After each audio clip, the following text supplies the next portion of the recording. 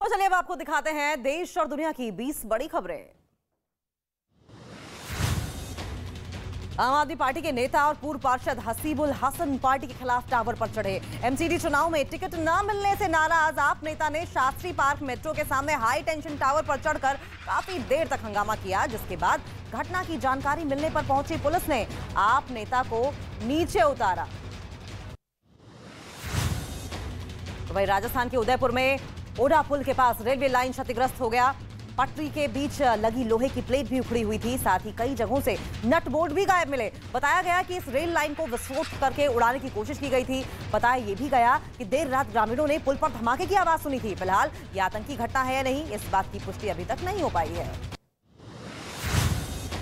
और वहीं उत्तर प्रदेश के गाजीपुर में एक लड़के के नदी में डूबने पर हड़कंप मच गया है। नदी में छलांग लगाता लड़के का वीडियो भी सोशल मीडिया पर जमकर वायरल हो रहा है। हालांकि लड़के के नदी में डूबने की खबर मिलते ही एसडीआरएफ की टीम मौके पर पहुंची और लड़के की तलाश शुरू की। बताया जा रहा है कि प्रेम करने के मामले को लेकर लड़के ने नदी में छलांग लगा दी है।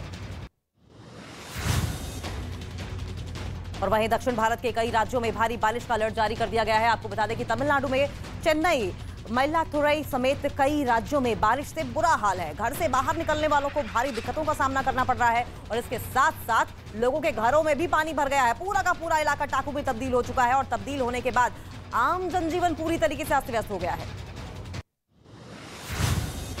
और वहीं फ्लोरिडा में निकोल तूफान ने तबाही मचाई है। जिधर देखो वहां समुद्र की लहरों के साथ सफेद झाग नजर आ रहा है। लोगों का घरों से निकलना भी मुहाल हो गया है। आपको बता दें कि भारी बारिश के बाद उठ रही समुद्री लहरों ने आसपास के इलाकों में कोहराम मचा दिया है, जिससे कि जान माल के नुकसान की भी अब लोगों को चिंता सताने लगी है।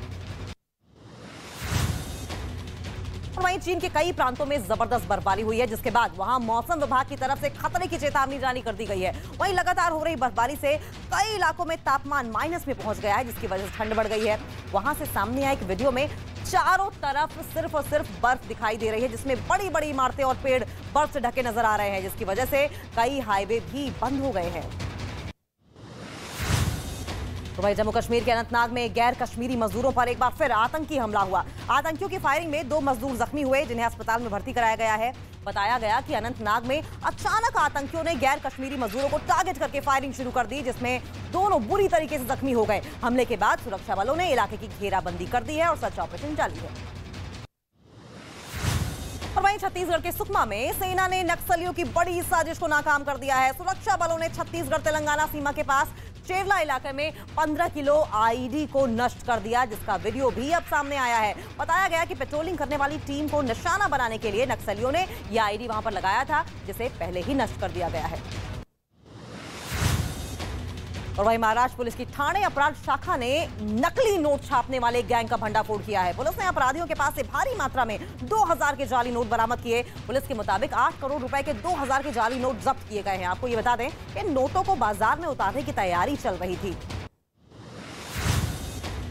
और वहीं दिल्ली में एमसीडी चुनाव से पहले जल बोर्ड में घोटाले का मामला सामने आया है। दिल्ली जल बोर्ड में 20 करोड़ के घोटाले के आरोपों की जांच एंटी करप्शन ब्रांच ने शुरू कर दी है। दिल्ली सरकार के अधीन आने वाले जल बोर्ड के अधिकारियों और बैंक अधिकारियों पर घपले का आरोप है। दिल्ली के उपराज्यपाल विनय सक्सेना ने सितंबर में मुख्य सचिव को इस मामले की एक एफआईआर दर्ज करने के आदेश भी दे दिए हैं और जांच करने को कहा है।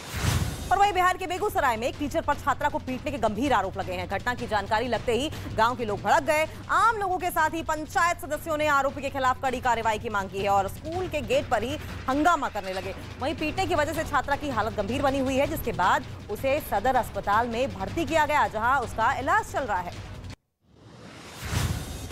और वहीं दिल्ली एनसीआर में लगातार एयर क्वालिटी इंडेक्स खराब होता जा रहा है। दिल्ली में सुबह देर तक आसमान में प्रदूषण की वजह से भयंकर धुंध छाई रही, जबकि नोएडा में भी जहरीली हवा से सांस लेने में लोगों को कई तरह से बीमारियों का सामना करना पड़ रहा है। आपको बता दें कि नोएडा का एयर क्वालिटी इंडेक्स 300 के पार पहुंच चुका है। तो वहीं गाजियाबाद में भी सुबह वॉक पर जाने वाले लोगों को सांस लेने में परेशानी हो रही है। और उत्तराखंड के मुख्यमंत्री पुष्कर सिंह धामी ने पिथौरागढ़ में पिकनिक मनाने जा रहे स्कूली छात्रों से मुलाकात की। अचानक बस में चढ़कर धामी ने बच्चों को सरप्राइज कर दिया, जिसके बाद बस में बच्चों के बीच सीट पर बैठकर धामी ने बातचीत भी की और इस दौरान बच्चे अपने बीच मुख्यमंत्री को पाकर बेहद उत्साहित दिखाई दिए। और वहीं उत्तर प्रदेश के बुलंदशहर में लूट का विरोध करने पर व्यापारी की गोली मारकर हत्या कर दी गई, जिसकी तस्वीरें वहां लगे सीसीटीवी कैमरे में रिकॉर्ड हो गई। बताया यह जा रहा है कि 10 दिन पहले का ये वीडियो है। जब कुछ बदमाश लूट के इरादे से एक गहने की दुकान में पहुंचे थे। जब व्यापारी ने लूट का विरोध किया तो उसको गोली मारकर मौत के घाट उतार दिया गया। ये पूरी घटना सीसीटीवी कैमरे में रिकॉर्ड हो गई है।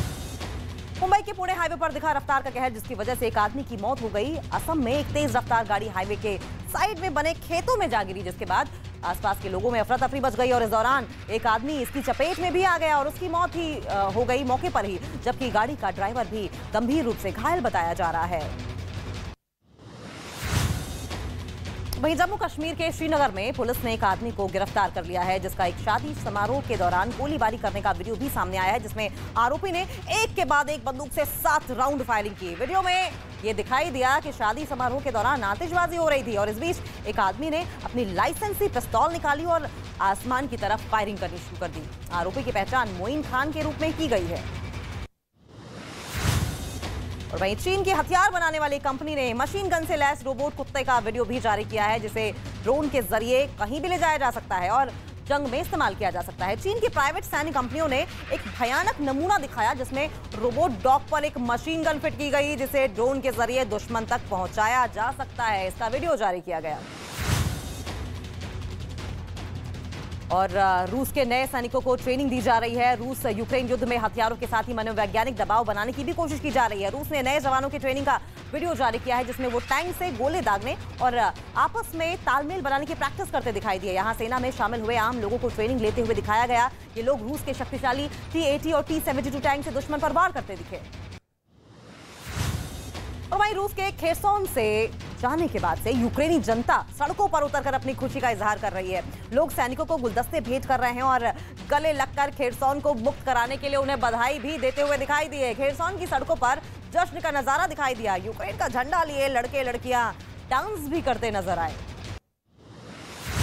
और वहीं अमेरिका के टेक्सास शहर के डैलस से दिल दहला देने वाला एक वीडियो सामने आया है। वहां एयर शो के दौरान 2 प्लेन आपस में जा टकराए और बाद में इसका वीडियो सोशल मीडिया पर भी वायरल हो गया, जिसमें 2 प्लेन आपस में जाके टकराते हुए नजर आए। और इस घटना का जो वीडियो सामने आया है उसमें एक प्लेन आसमान में उड़ता हुआ दिखाई दिया। जैसे ही वो कुछ दूरी पर जाकर अपनी बाईं ओर मुड़ा, सामने से आ रहे दूसरे प्लेन से वो जाकर टकरा गया।